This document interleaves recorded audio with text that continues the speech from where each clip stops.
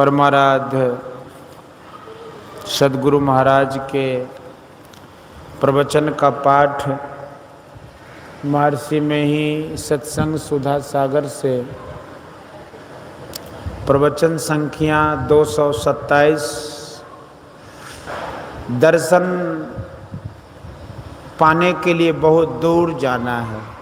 प्यारे लोगों, मैं चाहता हूँ कि आपको ईश्वर स्वरूप का यथार्थ ज्ञान हो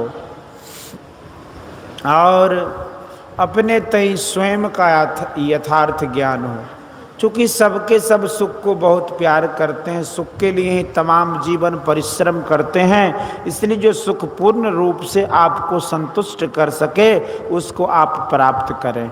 ऐसा नहीं कि आप कुछ भी सुख नहीं पाते, सुख पाते हैं लेकिन संतुष्ट नहीं होते। ऐश्वर्य वाले, कम ऐश्वर्य वाले, जिनको जैसा सुख मिलता है वे उससे संतुष्ट नहीं होते। वह सुख भी सदा नहीं रहता, सुख भोगते हुए भी संतुष्ट नहीं होते। फिर जो सुख भागता रहता है उससे लोग कैसे संतुष्ट होंगे? आप अपना ज्ञान करें तो आप मन नहीं है, कोई इंद्रिय नहीं है, इनसे कुछ विलक्षण है। अपने स्वरूप को मन इंद्रिय के परे जानकर आपको सोचना चाहिए कि मन इंद्रिय के ऊपर जो अपना स्वरूप है उसका सुख कैसा है। संतों के ज्ञान के मुताबिक अपने तई का वह सुख नहीं है जो मन इंद्रियों का सुख है। मन इंद्रियों के सुख के लिए विषय चाहिए, लेकिन अपने तई के सुख के लिए माइक विषय कुछ नहीं चाहिए।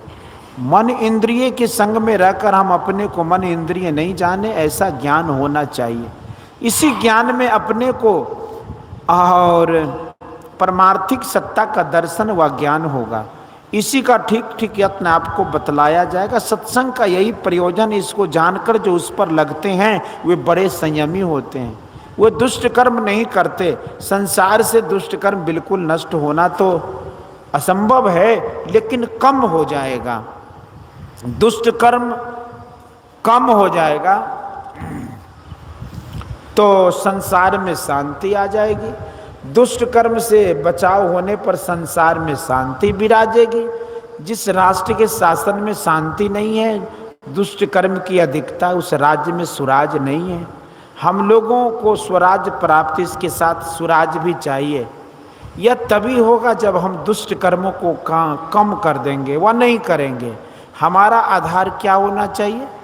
वह आधार वही है जहाँ दुष्ट कर्मों की पहुँच नहीं। वह क्या है? दो बातों में से एक बात कह सकते हैं, एक कहने से दूसरे का भी ज्ञान होता है।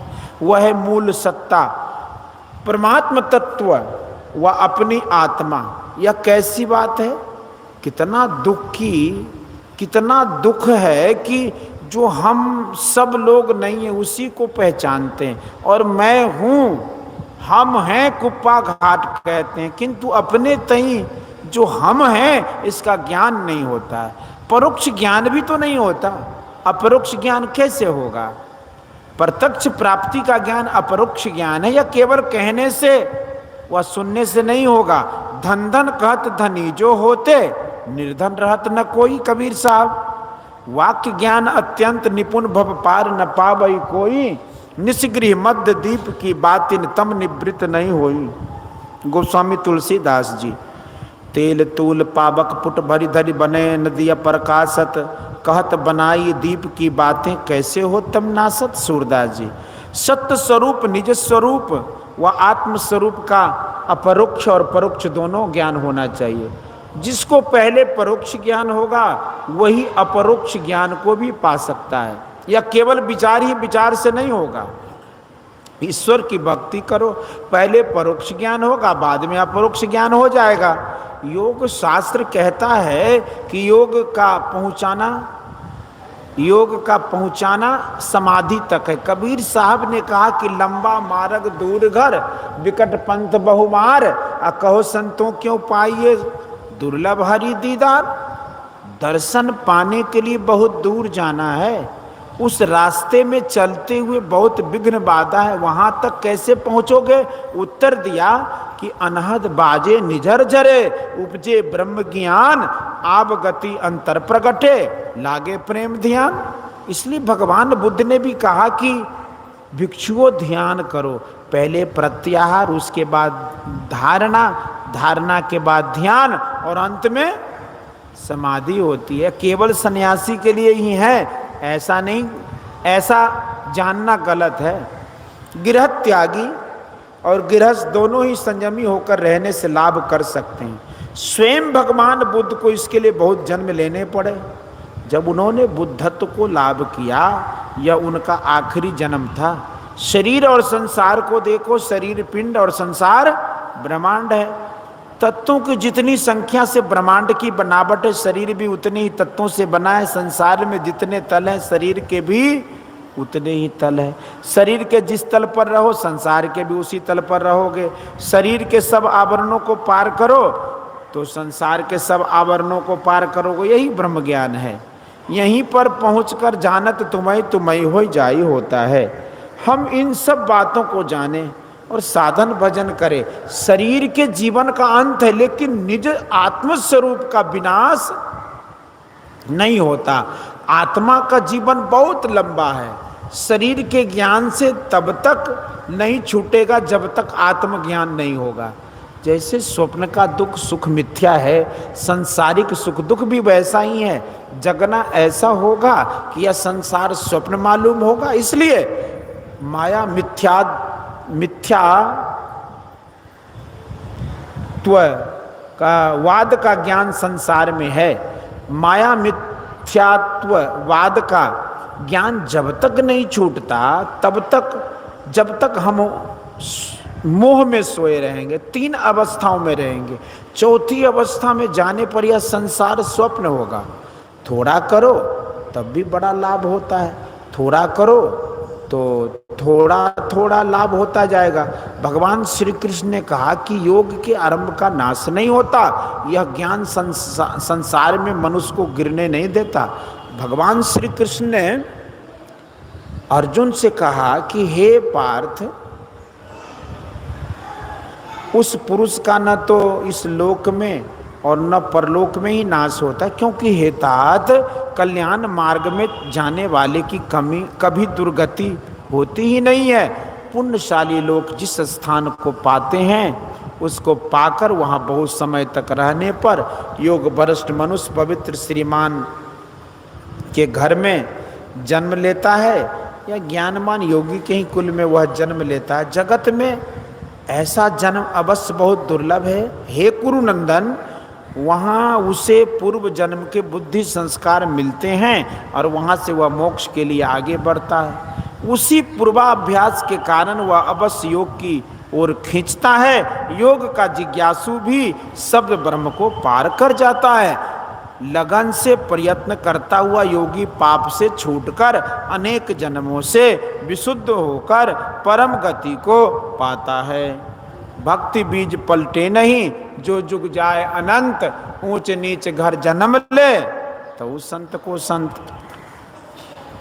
भक्ति बीज बिन से नहीं आए पड़े जो चोल, अकंचन जो बिष्ठा पड़े घटे नता को मोल। कबीर साहब, रविदास जी में साधन भजन का उतना ही बल था जितना गोस्वामी तुलसीदास में।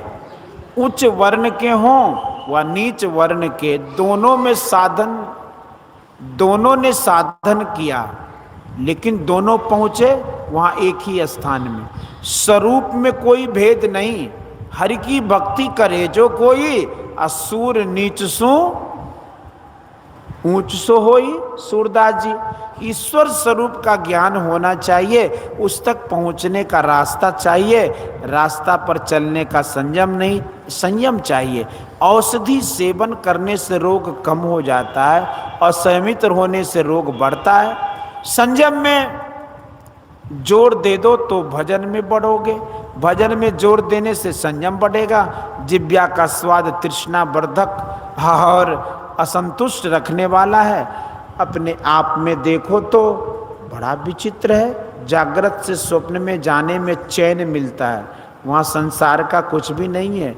यह थोड़ा सा नमूना है कि भीतर प्रवेश करने में चैन मिलता है। स्वप्न में आप मनोमय जगत में रहते हैं, जगने पर भी संसार को देखते हैं। स्वप्न में मनोमय राज्य में, मनोमय भोग में थोड़ा सा सुख पाते हैं, यह बहुत नज़दीक की बात है। इतना अपने अंदर में धंसो कि अपने की पहचान हो जाए। स्वप्न में अपने जागृत के सुख दुख का कुछ ज्ञान नहीं रहता, सुसुप्ति में तो और क्या रहेगा।